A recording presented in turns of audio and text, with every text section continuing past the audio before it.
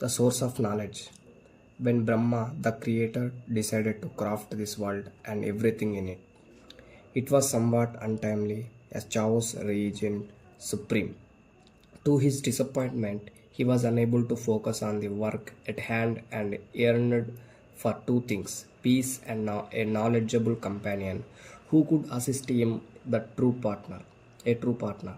For such a task, his confidant needed to be intelligent, quiet, wise, well informed about arts and culture, and have great control over the tongue and the mind.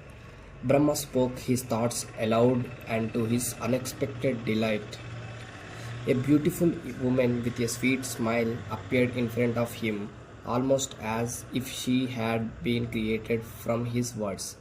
She wore a white sari and had four arms. Two of her hands carried a veena, and other two carried a book and a japamala each. Brahma was very pleased. I am grateful for your arrival and your assistance. I will call you Saraswati, Vagdevi or Vani, he said. You are the master of knowledge and communication, and these names represent those qualities. All my creation will worship you as the goddess of knowledge, wisdom, art, and speech.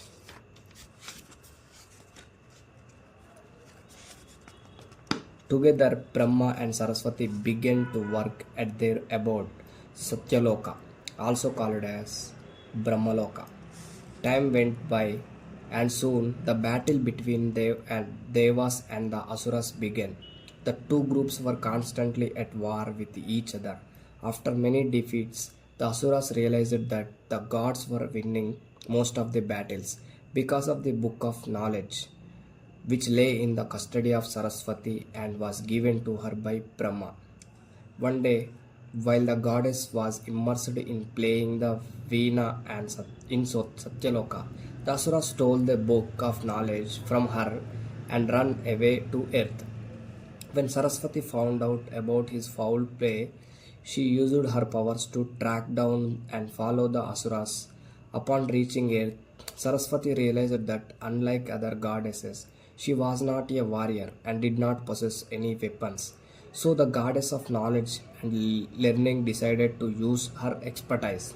She concluded that the best way to catch the Asura thieves was to take the form of Garling River and down them. Gargling River and down them. Now transformed into a powerful river, she began to flowing speedily towards the Asuras, with the river water close on their heels.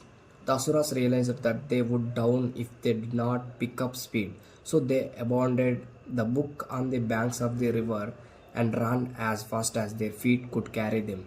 Saraswati, happy to have the book back in her possession, did not pursue them. While Saraswati prepared to return to Satyaloka, learned, sa- learned sages in the area learnt of her presence and of the famed book through their yogic powers. They hurriedly came to see her. Upon seeing Saraswati in her original form, the book of knowledge in her hand, the sages prayed to her, O Mother, we are helpless without you. You are our goddess. Won't you remain with us on the earth to help?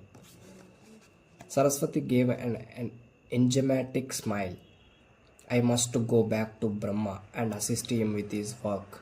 But I hear your genuine prayers and will allow a small portion of my power to continue flowing as a river in my name.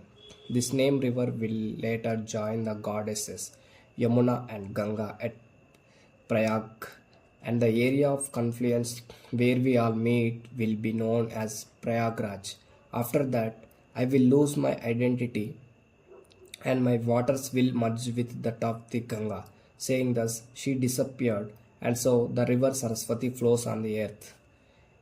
Andaka, the son of sage Kashyapa, became a great and powerful Asura. One day in the heavens, he chanced upon the celestial Parijata flowers in the garden of the king of the gods, Indra.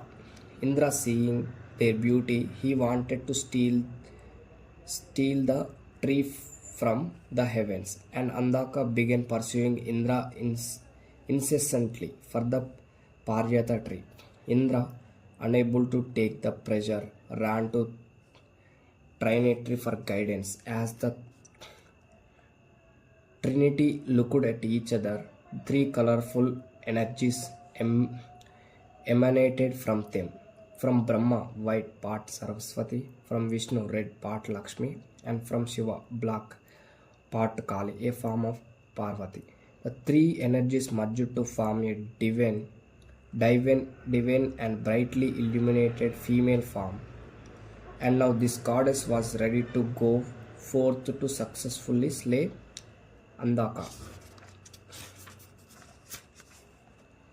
Brahma, Vishnu, and Shiva were extremely pleased and said to the trinity of goddesses, "The three of you can protect all the creatures in the world. Henceforth, you will be worshipped twice a year for 9 days each, once during Sharda Navaratri, which will be in the winter, and the other in the spring, which will be known as Vasanta Navaratri.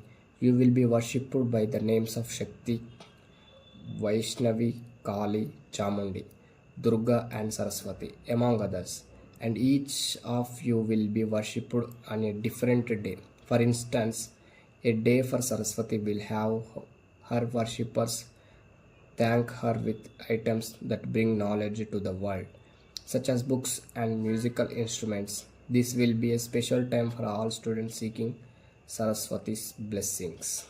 Thank you.